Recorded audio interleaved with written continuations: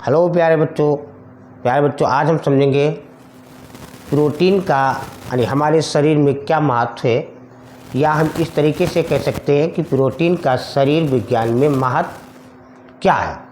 तो प्रोटीन ये हमारा बॉडी होता है, जो भी सजीव चीज़ें होती हैं जैसे हमारा बॉडी है, हमारा शरीर है, तो ये इसमें एक हमारा एक बिल्डिंग होता है। तो इसमें इस बिल्डिंग की टूट फूट की मरम्मत के लिए भी प्रोटीन का कार्य होता है।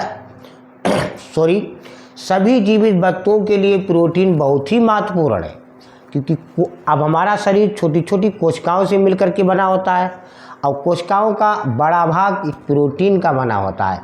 और जितने भी हमारे ऊतक होते हैं यानी कोशिकाओं का समूह जो होता है वो ऊतक होता है, और उन सभी में प्रोटीन यानी उपस्थित होता है, उसमें पाया जाता है।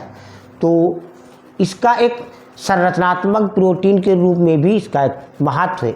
क्या महत्व है कि कई प्रोटीन कोशिका झिल्ली का यानी प्रोटीन होती तो वो कोशिका झिल्ली का एक बड़ा भाग बनाती है, और वो होती है रेशेदार प्रोटीन।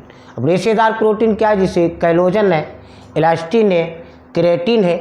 अब केराटिन से ही अब हमारी त्वचा, सींग, नाखून और खुर जो खुर होते हैं और पंख, ये आदि में ये हमारी केराटिन प्रोटीन पाई जाती।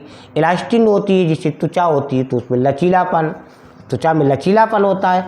तो ये इलास्टिन और कोलेजन ये भी एक प्रोटीन होती है, और एक एंजाइमों के रूप में होता है, क्योंकि सभी एंजाइम प्रोटीन के ही बने होते हैं।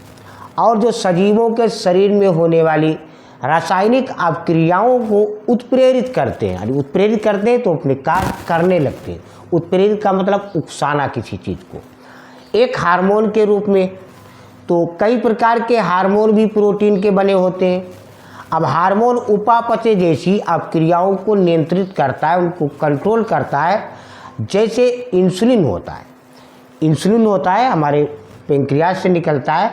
अब एक ग्लूटाथायोन और एक वृद्ध हार्मोन होता है जो हमारी वृद्ध करती है, यानी बचपन से लेकर हम बढ़ते रहते हैं, बच्चा कोई छोटा तो वो वृद्ध, जिसको हम GH बोलते हैं, ग्रोथ हार्मोन बोलते हैं। और इंसुलिन होता है, ग्लूटाथायोन होता है, ये हार्मोन के रूप में होते हैं।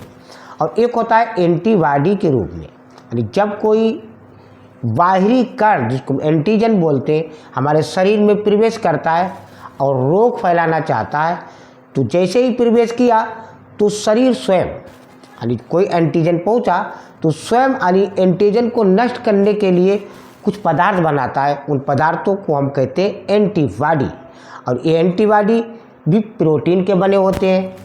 और जैसे गामा ग्लोबुलिन और एंटीबॉडी ये भी प्रोटीन है, एक वाहक के रूप में आना जाना। अब हमारा रक्त होता है, ब्लड होता है, तो हमारे खून में कई प्रकार की प्रोटीन पाई जाती है, जिन्हें हम रक्त प्रोटीन कहते हैं, क्योंकि रक्त में पाई जाती है, ब्लड में पाई जाती है।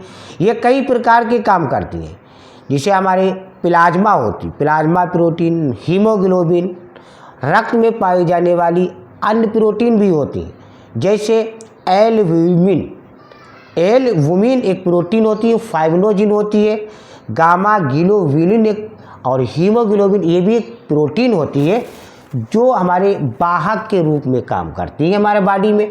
ये प्रोटीन का यानी शरीर में महत्व, या प्रोटीन का शरीर विज्ञान में महत्व बच्चों आपको समझ में आ गया होगा। लाइक, सब्सक्राइब, कमेंट करना मत भूलिए।